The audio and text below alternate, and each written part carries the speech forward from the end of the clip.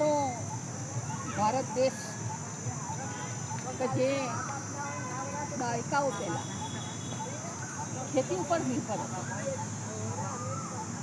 આપણા ભારત દેશની વસ્તી 70% વસ્તી જે ખેતીને અને પશુપાલનને આધારિત હતી. આજે આપણે જોઈએ તો એમાં અત્યારે જે કંપનીઓ થઈ રહી છે, ઉદ્યોગો વિકસી રહ્યા છે અને જે ખેતીની જમીન હતી એ દિન પ્રતિદિન ઓછી થતી જાય છે. સામે અનાજનું પ્રમાણ માંગ એની વધતી જાય છે અને એ માટે ક્યારેક આપણે વિદેશોની પણ સહાય લેવી પડતી હોય છે, ત્યાંથી માંગ કરવી પડતી હોય છે. આપણે જોઈએ કે ભોજન એ તો કુદરતની એક પ્રસાદી છે. એ પ્રસાદીનું ખૂબ મૂલ્ય છે. આપણે બધા જાણીએ છીએ કે આપણે જે નોકરી ધંધા કરીએ છીએ, સતત દોડીએ છીએ, તો એ આપણે એક આપણું ઘર, બાળકો અને આપણે ખૂબ શાંતિથી જમી શકીએ, ખૂબ શાંતિથી રહી શકીએ અને એટલા માટે આ બધી વગેરે ચાલે છે. પરંતુ જોઈએ તો અત્યારે જે દેખાદેખીનો જે સમય ચાલે છે, લગ્ન હોય, કોઈ બર્થડે પાર્ટી હોય કે કોઈ પણ પ્રસંગ હોય, સમારંભ હોય, એમાં એક પ્રદર્શનના ભાગરૂપે ભોજન બનાવવામાં આવે છે. એટલી બધી વાનગીઓ બનાવવામાં આવે છે કે લોકો થાળીમાં લઈ ફક્ત ને ફક્ત એક ટેસ્ટ કરી દે છે અને બાકીનું જે ભોજન છે એ બરબાદ થઈ જાય છે. આમ કેટલું બધું અસંખ્ય બગાડ ભોજનનો થતો હોય છે. આપણે આ બાબતે પણ વિચારવું જોઈએ કે થાળીમાં આપણને લાગે કે આપણે આટલું જ જમી શકીશું તો એટલું જ લેવું જોઈએ, જેથી કરીને બગાડ આપણા તરફથી અટકાવી શકાય. આપણી થાળી જોઈને બીજા પણ એનું અનુકરણ કરશે, બગાડ કરશે નહીં, બગાડ અટકી જશે.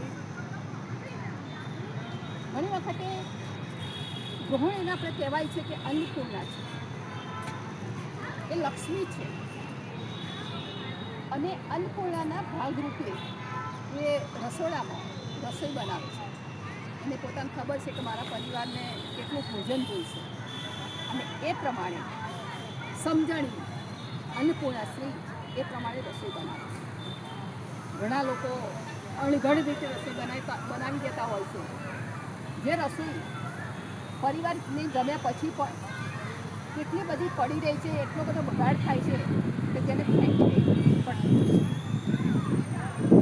કેટલી વખતે સમારોહમાં જે કંઈ રસોઈ બચી હોય એને કોઈ એવી જગ્યાએ વિતરણ કરવું જોઈએ કે જે લોકોને ખરેખર ભોજનની જરૂર છે. સર્વેમાં એવું આવ્યું છે કે વિશ્વના દેશોમાં કુલે કરીને લગભગ લાખોની સંખ્યામાં ભોજન નથી મળતું. ભૂખ્યા પેટે શું જવું પડે છે અને ખાસ કરીને બાળકોની સંખ્યા એમાં વધારે છે, જેના કારણે બાળકોને પૂરતું પોષણ મળતું નથી અને કુપોષિત રહી જાય છે અને કુપોષણના કારણે બાળકોનો શારીરિક અને માનસિક વિકાસ અટકી જાય છે.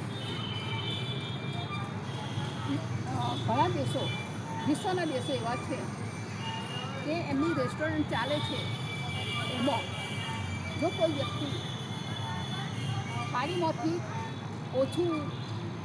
થાળીમાંથી જો ભોજન પડી રહે તો એને દંડ પણ કરવામાં આવે છે. જ્યારે આપણે અહીંયા ભારત દેશમાં ઘણો બધો અન્નનો બગાડ થાય છે. આ અન્નનો બગાડ એ સામાજિક બગાડ છે, રાષ્ટ્રીય બગાડ છે અને પર્યાવરણનો પણ બગાડ છે. ખેડૂત આ અનાજને જ્યારે પકવે છે ત્યારે એ નથી ઠંડી જોતો, નથી ગરમી જોતો શક્ય નથી પોતાની ગમે તેટલી બીમારી હોય કે પોતાની શારીરિક ક્ષમતા હોય કે ના હોય, અને તેમ છતાં પણ એ ખેતીવાડી હોંશે હોંશે કરે છે. અને એ હોંશે હોંશે કરેલી ખેતીવાડીથી જે કંઈ અનાજ ઉત્પન્ન થાય છે એ આપણા સુધી પહોંચે છે. એટલે આપણે જે બગાડ કરીએ છીએ એ સાથે ખેડૂતને પણ આડકતરી રીતે નુકસાન છે. જેથી કરીને આવા સમારંભો હોય કે પછી કોઈ પણ નાના કાર્યક્રમો હોય ત્યાં અસંખ્ય વાનગીઓ ખાલી દેખાડા પૂરતી નહીં બનાવીએ, અને જરૂર પૂરતી જ તમે બનાવો. બાકીનું જે અન્ન છે એ ઝૂંપડપટ્ટી કોઈ હોય કે બીજી કોઈ જગ્યા હોય ત્યાં પહોંચાડો, જેથી કરીને જે ભૂખ્યા સૂઈ જાય છે એમને અન્ન મળી રહે, ભોજન મળી રહે. એ માટે આપણે થોડું વિચારીશું.